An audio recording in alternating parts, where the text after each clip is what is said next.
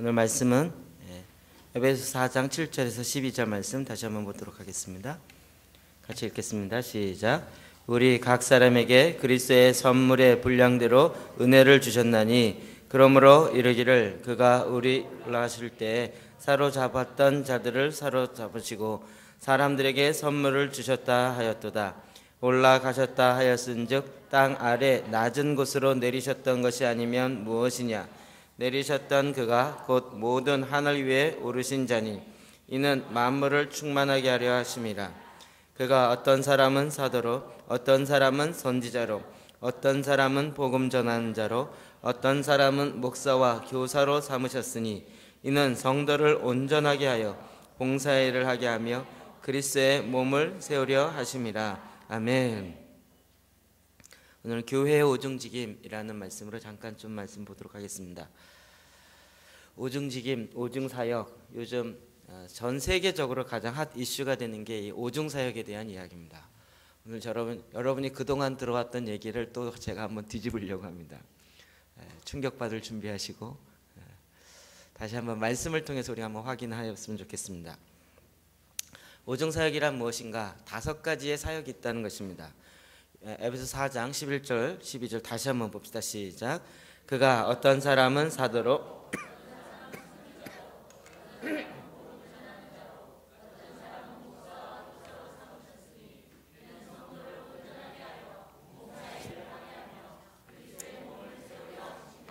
아멘.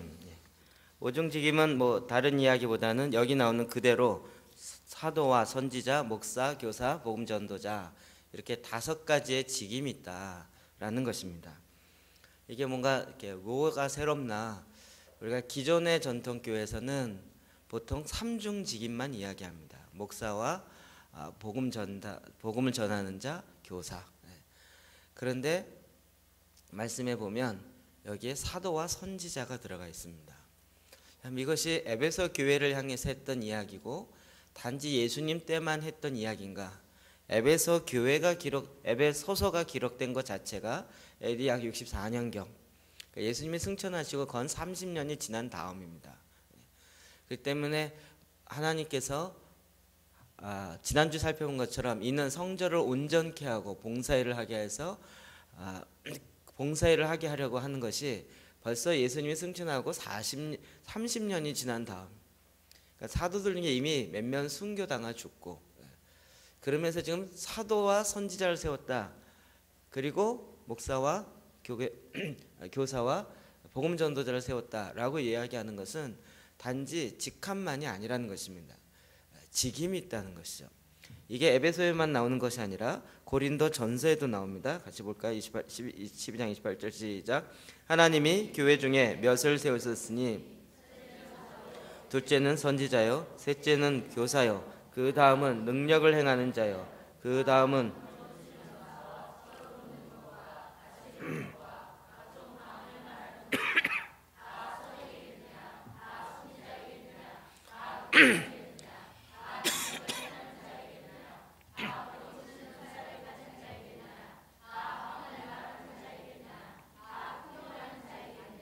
아멘. 고린도전서 12장 은사장입니다. 은사와 관련해서 이야기하면서 몸에 여러 가지 지체가 있지만 한 몸 안에 있다.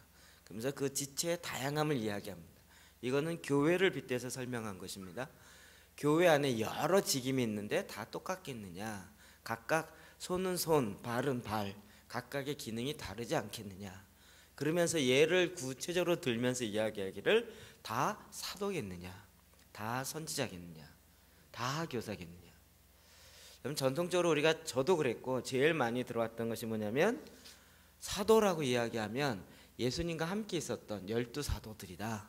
그 외에는 사도가 없다. 이런 이야기를 많이 저도 했었고 저도 그렇게 배웠고 그렇게 들어왔습니다. 자, 그렇다면 모두가 다 사도겠느냐? 12명만 사도겠느냐? 이런 뜻이겠을까? 우린 이런 것들을 이제는 성경을 근거로 살펴봐야 합니다. 특별히 오중직임이 우리 가운데 새롭게 이제 이야기가 되어지고 이게 왜 필요한가 하면 단지 교회만을 위해서라면 3중직임 갖고도 어느 정도는 버겁게 하여 나갈 수 있어요. 그런데 늘 하나님과 교회, 그 다음에 우리가 봐야 할 것이 세상입니다. 하나님은 교회를 세상의 빛과 소금이 되게 하겠어요. 세상 가운데 빛과 소금으로 나가려면 삼중직임만 갖고는 안 되는 일이 너무 많은 거예요. 그리고 사실은 세상 자체가 이미 기업이나 이런 직임, 이런 조직 자체가 오중 역할, 오중 직임으로 이미 구성이 되어 있어요. 그러니까 교회적 직임을 갖고 세상에 나가서 빛과 소금의 역할을 하려면 뭔가 안 맞는 부분이 너무 많은 거예요. 우리가 소위 이야기하는 일터교회라는 일터의 현장에서 하나님의 교회적 역할을 해야 된다. 마켓플레이스 처치라는 이런 개념을 갖고 그러니까 세상으로 들어가려고 하다 보면 교회 전통적으로 갖고 있는 교회 구조만 갖고 안 되는 게 너무 많은 거예요. 안 하면 별로 이게 부닥치질 않으니까 느끼질 못하는데 실제로 뭐 시청 신우회, 뭐 학교 기독교사 신우회 아니면 뭐 여러 군데 현장에 들어가서 보면 교회 구조 갖고는 안 되는 게 너무 많은 거예요. 자, 그러면 하나님이 어떻게 우리가 들어가야 할 것인가? 그러면 대부분 선교 단체를 만들고 또 직장 뭐 선교 이런 식으로 갑니다. 저도 그렇게 생각했었고 그렇게 가려고 했었습니다. 그런데 하나님이 이미 우리 가운데 지혜를 말씀 가운데 주셨다는 거예요. 여기서 다 선지자겠느냐, 다 사도겠느냐 라고 이야기했을 때 세상을 향하여 들어갈 때 하나님이 다양한 5가지 직임을 줬다는, 소위 말하는 5가지 손가락의 기능을 다 주었다는 것입니다. 근데 이것이 교단화되어져 내려가면서 아무나 사도가 될 수 없다. 그러면서 자꾸 제한하다 보니까 예수님의 12사도만 사도다라고 교회가 규정하게 했어요.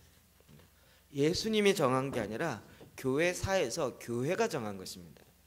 저도 이 부분 정말 혼란스럽고 고민과 고민을 많이 했습니다. 요즘 많이 이단이라고 얘기하는 신사도 운동이 과연 성경에서 어떤 부분이 맞고 어떤 부분이 틀리는가? 저는 신사도 교회를 지지하지 않습니다. 그 신사도 교회 운동하는 걸 별로 원하지 않고 저는 거기에 소속되어 있지 않습니다. 그냥 박호정 목사랑 친할 뿐이지 그렇게 가지 않습니다. 여러분 그렇게 볼 필요가 없습니다.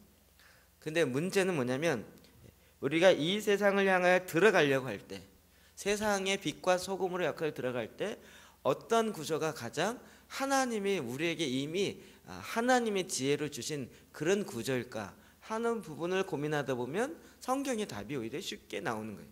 그것이 오중직임적 접근이라는 것입니다. 목사와 교사와 선지자, 복음 전도자, 이거는 워낙 우리가 다 알고 인정하는 부분이라 논의할 필요가 없고 오늘은 사도와 선지자 부분만 잠깐 보려고 합니다. 에베소 2장 20절 볼까? 시작. 너희는 사도들과 선지자의 터 위에 세우심을 입은 자라. 그리스도 예수께서 친히 모퉁이 돌이 되셨느니라. 아멘.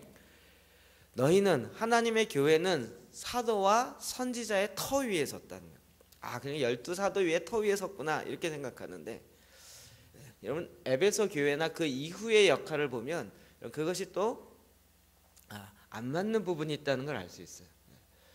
하나님이 실제로 하나님의 복음의 말씀을 들고 가는 사도적 기능을 역할하는, 그러니까 보내심을 받은 자, 아포스톨, 보내심을 받은 자의 역할을 갖고 하는 그런 역할을 따서 일어가는, 오늘날로 이야기하면 선교사와 같이요. 보냄을 받은 거예요. 파송을 받고 다른 나라로 갔을 때는 해외 선교사지만 직장이나 특수 영역으로 할 때는 그냥 텐트 메이커로 혹은 그 마켓플레이스 일터 사역자로 그곳을 하나님이 보냄을 받은 자의 사명을 해야 된다는 거죠. 그렇게 보내는 자에 의해서 하나님의 교회가 세워져 가는 거예요.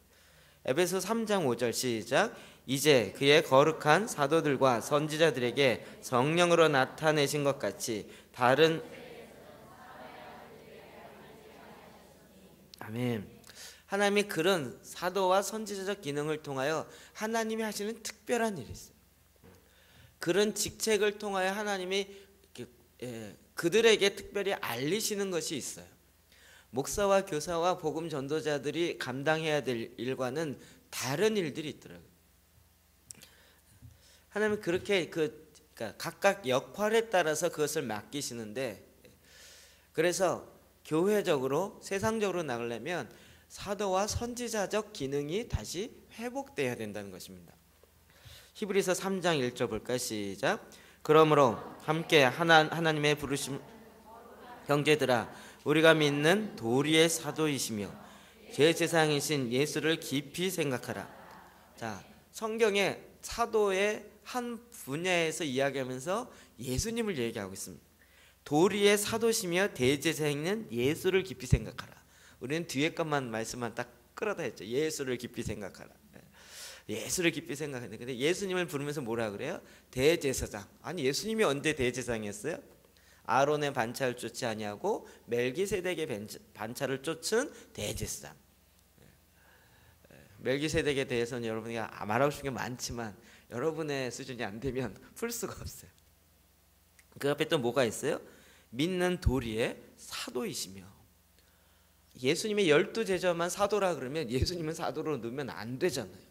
왜? 믿는 믿는 도리에만 해당되는 사도인가? 이렇게 생각해야 돼요. 근데 지금 히브리 3장에는 예수 그리스도를 사도로 이야기해요. 사도의 타이틀이 있다 이것이 아니라 하나님으로부터 보내심을 받은 자래요. 기능적 측면을 생각해야 된다. 예수님이 내가 보내심을 받았다 이 얘기를 자꾸 하세요.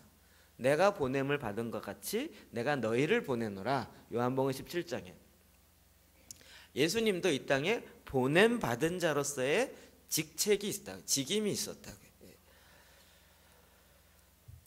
누가복음 11장 49절 볼까요? 시작. 그러므로 하나님의 지혜가 일렀을 때 내가 선지자와 사도들을 그들에게 보내리니 그 중에서 더러는 죽이며 또 박해하리라. 아멘.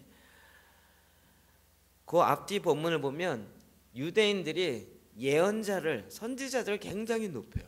하나님의 말씀이 누구에게 임하니라. 그가 하나님의 말씀을 대언하여 가로되, 이러면서 선지서가 대부분 나옵니다. 그래서 하나님의 말씀이 임한 선지자들을 굉장히 높여요.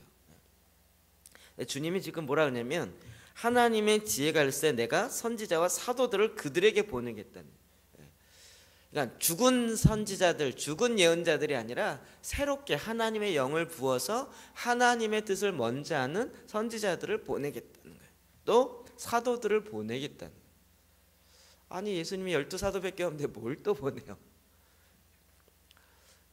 계속 이제 헷갈립니다. 요한계시록 18장 20절 또 볼까요? 시작. 하늘과 성도들과 사도들과 선지자들아, 그로 말미암아 즐거워하라. 하나님이 너희를 위하여 그에게 심판을 행하셨음이라 하더라. 아멘. 이건 마지막 바벨론의 멸망과 관련돼서 이야기해요. 음녀 바벨론, 마지막 적그리스도가 잡고 있는 그 마지막 그 적그리스도의 세계를 하나의 정부로 만들어서 가게 되어지는 그것을 거기를 향해서 계속 무너뜨리고 하나님의 말씀을 대언하고 능력을 행하는 그런 자들을 보내요. 누굴 보내요? 성도, 하늘과 성도들과 사도들과 선지자들아 보낸다고요. 12명의 사도만 보냈을까요? 우리가 봤던 에베소 4장 12절 또 봅시다. 시작. 이는 성도를 온전하게 하며 봉사의 일을 아멘. 지난주에 핵심적으로 이 부분을 말씀드렸죠. 이는 왜 이와 같은 직책을 세운 5가지 직임을 세웠느냐? 이는 성도들을 온전케 하여, 그래서 성도들로 하여금 봉사일을 하고 그리스도의 몸을 세우게 하는 것이다 이랬죠. 거기에 콤마를 잘못 찍으면 직임을 갖고 있는, 오종 직임을 갖고 있는 자가 봉사를 하고 교회를 온전히 세우게 한다. 이게 전통 교회에서 많이 풀었던 해석의 방법이었습니다. 그것이 아니라 이런 직책을 갖고 있는 사람들은 성도들을 이큐핑해서 구비시켜서 그들로 하여금 봉사일을 하고 교회를 온전케 하는 그리스도의 몸을 세우라는 거예요. 그러니까 결국 오종직임은 무엇을 위해 있어요? 성도를 온전케 하는 것에 있습니다.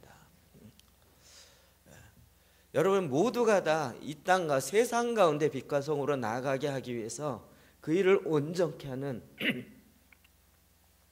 자, 그런 특별한 직책을 위해서 하나님께서 그런 역할을 맡기십니다. 로마서 1장 1절 봅시다. 시작.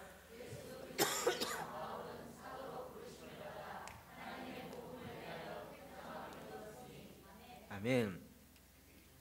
사도는 12사도가 있다 그랬죠. 근데 사도 바울이라 그래요. 근데 그 사람 사도 바울은 예수님과 함께 다니지 않은데 왜 사도가 됐어요? 이방인의 사도이기 때문에 플러스 원이 추가됐다. 오늘 이렇게 이야기합니다. 네, 플러스 원이 추가됐다. 그런데 성경에 보면 사도 바울만 사도라고 불렀는가? 그 외에 사도라고 불렸던 많은 인물들이 실제로 있어요. 그리고 요한계시록 2장 2절에 보면 에베소 교회에 대해서 이야기하면서 잘한 것과 잘못한 것을 지적하는데 첫사랑을 놓쳐버린 것을 책망하고 잘한 거 이야기해요. 근데 뭐라 그래요? 자칭 사도라 하는 자를 시험하여서 그들을 거짓 사도를 내어 쫓았다. 이렇게 이야기합니다. 자칭 사도가 초대교회에 많이 나타났단 말이에요. 자, 만약에 12명만 있다. 그러면 다른 사람이 나타나서 나도 사도입니다. 이러면 그거 분별하지 못할 사람이 어디 있어요? 12명만 사도인데. 그 본문을 잘 보면 그 당시에 나도 사도입니다 라고 얘기한 사람이 많이 있었다는 거예요. 근데 에베소 교회의 성도들은 굉장히 지혜로워서 자칭 사도를 시험해 갖고 정말 하나님이 보낸 자들인지 지가 스스로 만들었는지를 시험하여 갖고 잘 분별했다는 거예요. 이 얘기는 무슨 얘기입니까? 초대교회 사도적 직임이 여전히 있었다는 이야기죠. 선지자 그 부분에 있어서 사도행전 13장 1절에도 이렇게 이야기합니다. 시작. 안디옥 교회에 선지자들과 교사들이 있으니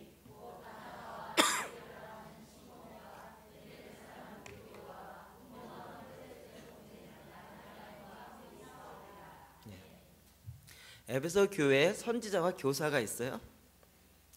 그러면서 명단을 쭉 공개합니다. 근데 여러분 딱 눈에 띄는 제일 마지막 나오는 인물 사울이 있단 말이에요. 동명이인일까요? 사도행전 14장 1절에 14절에 보면 이렇게 이야기합니다. 안디옥 교회에서 드디어 해외 선교를 위해서 금식하여 기도하여 사람을 세웁니다. 두 사람을 세우죠. 누구죠? 바나바와 바울을 세웁니다. 그들을 파송하여서 이방인에게 복음을 증거해요. 그런데 그들을 부르면서 14절에 이렇게 부릅니다. 시작. 두 사도 바나바와 바울이 듣고 옷을 찢고. 자, 바울이 사도인 건 인정해요. 바나바는요? 선생님이에요? 여기 보면 두 사도 바나바와 바울이 듣고 옷을 찢었어요. 헷갈리시죠? 그러면 12 플러스 1이 아니고 2인가? 우리는 자꾸 거기다 한정 지으려고 하는 교회 전통적으로 내려왔던 것이 있어요. 그러다 보니 사도적 사명을 감당해야 될 직임 자체를 없애버렸어요. 이게 여러 가지 요인이 있습니다. 이 시대에 사도와 선지자가 없느냐 이 논쟁이 지금도 굉장히 많이 있어요. 저는 개인적으로 제가 왜 신사도 운동한 사람을 싫어하냐면 거기도 비슷하게 비리가 나타나요. 우리나라 미국이나 이런 데 가면 이민교회 굉장히 힘들다 그러죠. 왜냐하면 목사 안수를 안 받으신 분이 미국 공항 내리면서 자기가 자기 머리에다 손을 얹고 자기가 안수하고 그 다음부터 스스로 나는 목사라고 얘기하는 비합리적인 목사들이 나타나는 거예요. 근데 이 사도 운동이라는 것이 새로 나오니까 야 저거 좋아 보인다. 나도 사도해야지. 그래갖고 비슷하게 자기가 자기 머리에 넣고 나도 사도다라고 얘기하는 이런 사람들이 미국에도 나타나고 한국에도 나타나고 전에도 얘기했죠. 사도 반지 끼고 다니는 사람도 있어요. 보니까 돈 주고 샀더라고요. 그러면서 사도라고 이야기하는. 그러니까 정말 하나님이 사도적 기능을 하는 이렇게 생각하고 우리 한국 사람이 갖고 있는 전통적인 이 하이라키, 이 수직적인 것에 의해서 내가 목사보다 더 높은 사도다, 이런 식의 자꾸 이야기를 하는 거예요. 그러니까 정작 필요한 중요한 것들, 그런 것 때문에 놓쳐버리고 계속 신학적 논쟁만 남게 되는 것이에요. 사도행전 11장 27절 28절 시작. 그때 선지자들이 예루살렘에서 안디옥에 이르니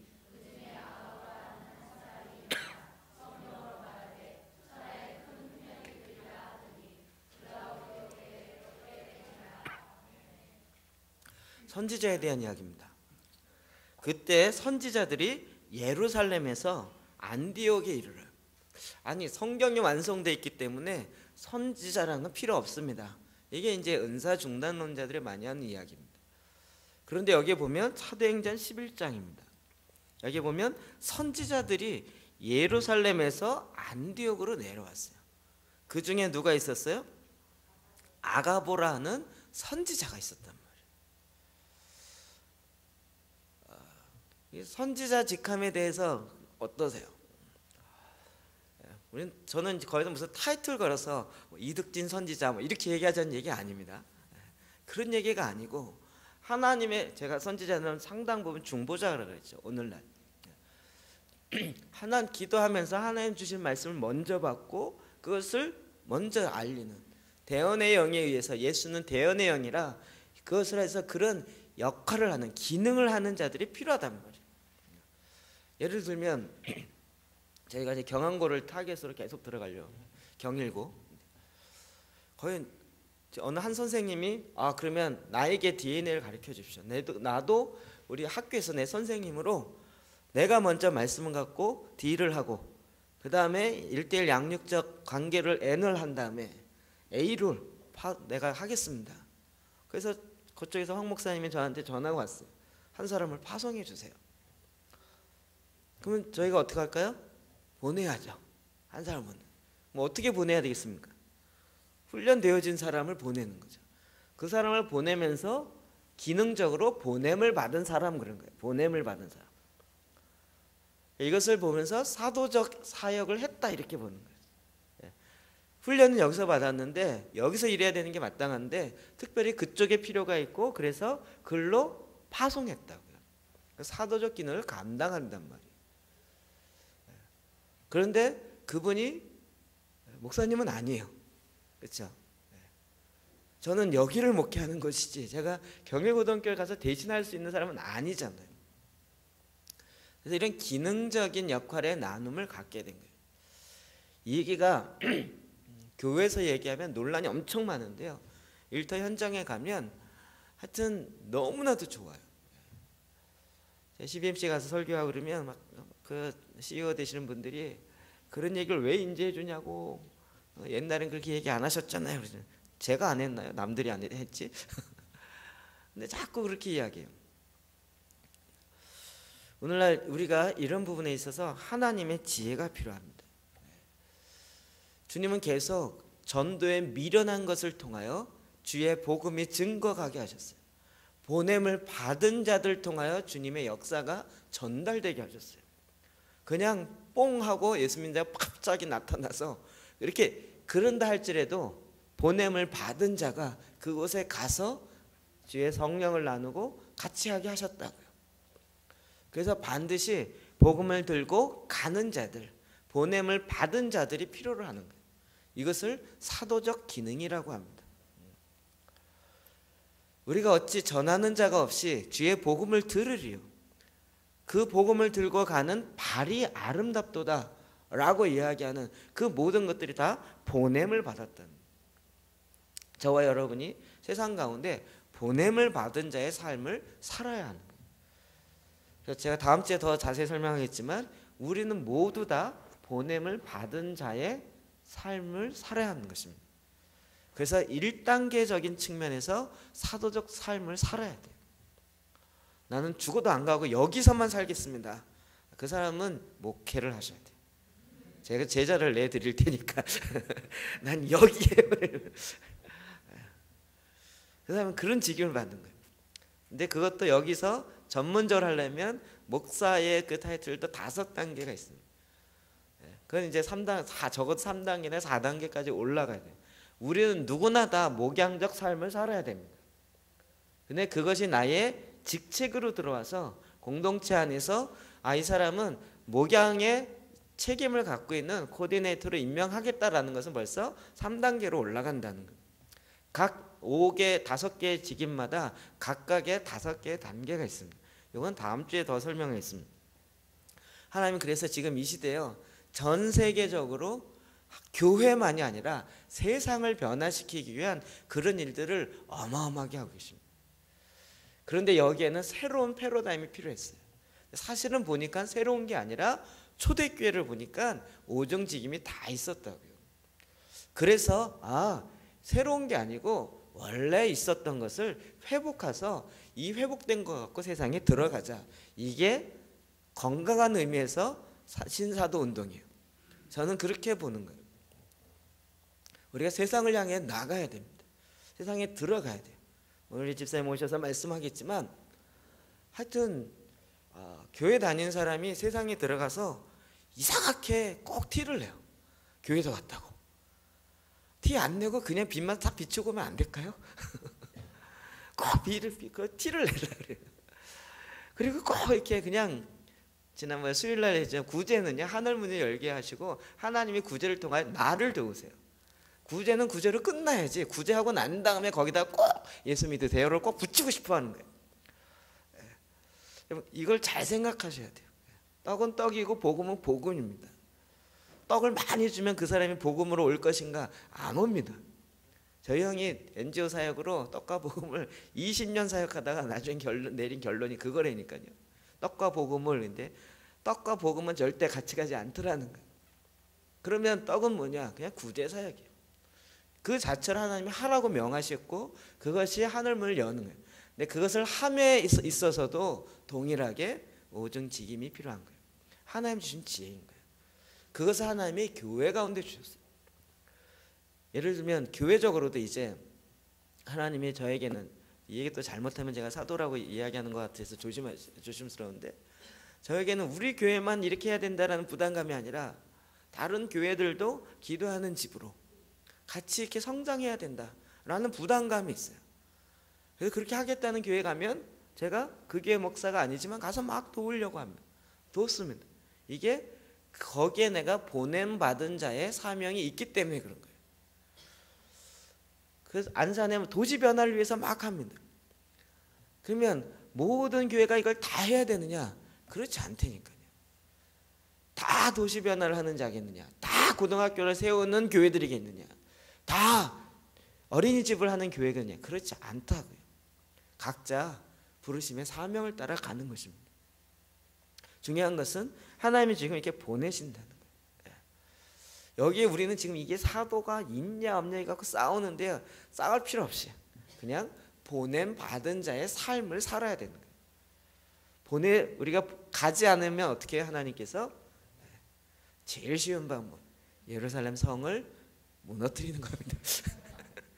예루살렘만 모였으니까 우리끼리 모여갖고, 여러분 12사도들이 예루살렘 교회에만 모여 있었고 나가지 않고 있으면 얼마나 모여 있었겠어요. 예루살렘 교회가 드디어 10만 명이 넘어가고 20만 명 넘어 성가대가 2,000명이 되어지고 그 다음에 막 200만 명이 넘어갔어요. 전 세계 예루살렘 교회 다 들어가야 돼. 이런 식으로 되면 되게 어마어마하게 보일 것 같죠. 하나님은 그걸 원치 않으시고 그들을 사도라 해서 다 흩으셔서 전 세계에 퍼지게 했어요. 도마의 무덤은 인도에 있단 말이에요. 세계 곳곳에 흩어져서 보냄받은, 그래서 예수님이 내가 보냄받은 것처럼 나도 너희를 보내노라, 세상 가운데로 보내노라 라고 한 것입니다. 오늘날 교회가 자꾸 교회 안으로 컴스트로 교회로 오십시오. 교회 몇 명 모였느냐 이게 중요한데, 주님이 제가 혹시 이런 저의 상상인데 꼭 바꿀 것 같아요. 너는 몇 명 보냈느냐 이걸로 계산하네요. 모으기는 100만 명 모았는데 가는 건 몇 명 안 돼. 근데 여기는 모이기는 100명 모였는데 가는 건 100명 갔어. 이렇게 되면 어떻게 될까요? 갑자기 기준이 확 달라지는 거죠. 주님이 지금 이 시대에 이런 일들을 펼치시는 거예요. 여러분 하나만 갖고 있는 것이 아니라 오는 것과 가는 것의 균형을 갖춰서 건강하게 할 때 성도가 온전케 되어지고 그 성도들이 봉사를 하고 그리스도의 몸을 세우는 일을 하는 거예요. 즉 교회를 건강하게 하고 봉사일을 하게 하기 위해서 주님이 오종직임을 이미 초대교회부터 아이디어로 주셨다고요. 그런데 이것을 교회사에서 오면서 문제가 있고 그러면서 끊고 버리고 그리고 한정 짓다 보니까 오늘날 그것이 굉장히 취약하게 된 것이 이해되시죠? 그런데 저희가 특별한 사역을 위해서 아까 얘기했던 복지나 북한 사역이나 해외 선교나 이런 부분에 있어서는 다 오중직임이 다 필요해요. 가는 자가 있어요. 가서 가리키는 자, 복음 전도자가 있어요. 전도된 사람은 또 교사가 양육해야죠. 가르쳐야죠. 가르침을 받은 사람은 또 목양해서 양육해야죠. 이 양육된 사람은 드디어 성장이 되면 이 사람들에게 또 기도 가르쳐갖고 중보자가 되게 하고 예배자가 되게 하시고 선지자들이 되게 하고 그리고 그들을 또 파송해야죠. 결국 이 사이클이 계속 돌아야 하는 것입니다. 하나님은 초대교회부터 시작하여 이런 직임을 우리 가운데 허락하셨습니다. 여러분도 이제 하나님이 나에게 어떤 직임을 사람을 보면 알아요. 그 사람이 무슨 단어를 많이 쓰는지 보면 이 사람은 어디에 기름 부심이 있구나, 어떤 은사를 받았구나라는 걸 알게 되는 거예요. 이해되시죠? 여러분이 이 오정직임에 대해서 오해하지 마시고요. 정말 말씀을 근거로 잘 보시고 그리고 내가 지금 어떤 사명을 감당해야 되는지 그것을 정말 주님 앞에 기도하면서 믿음으로 취하여서 가시기를 바랍니다. 오늘 특별히 저희가 이번 부활절 헌금은 다 북한에 있는 그 고아원 어린이 사역에 하기로 했습니다. 그래서 일들 위해서 우리 이미 일을 제가 이렇게 어떻게 찾아야 되나, 북한 사역 관련돼서 하시는 분들이 워낙 다양하고 또 좀 뻥치시는 분도 많고 이래가지고 굉장히 좀 이렇게 쉽지 않은, 그런데 마침 가깝게 그 일을 하고 계신 아주 귀하게 하신 분이 있어서 그러면 좋다. 그래서 이제 그 일을 하시는 분을 돕기로 했습니다. 근데 그분이 또 이런 멋진 사역과 같이 연합하여서 하고 계세요. 그래서 굿 파트너스라고요. 제가 계속 얘기하고 나서 이름을 생각하고 있는데 이름이 정말 좋더라고요. 좋은 파트너, 굿 파트너. 함께 가는 굿 파트너. 혼자 가지 않고 나만 가지 않고 더불어서 가는 그런 파트너십을 갖고 이런 일들을 하기로 하고 NGO 단체가 만들어졌습니다. 거기서 다양한 일을 하고 있는데 그 일을 하고 계신 우리 실무 우리 집사님 모시고 북한 사역이 현재 어떻게 이루어지고 있는지, 그리고 그분이 정말 사도적 사명으로 가서 어떤 일들을 하고 있는지, 그리고 어떤 필요가 있는지, 그리고 앞으로 우리가 어떻게 섬기면 좋은지 이런 부분들 같이 좀 듣고 나누도록 하겠습니다. 우리 거기에 지금 실무를 담당하고 계신 김정남 집사님입니다. 박수로 좀 맞이해 주시 바랍니다.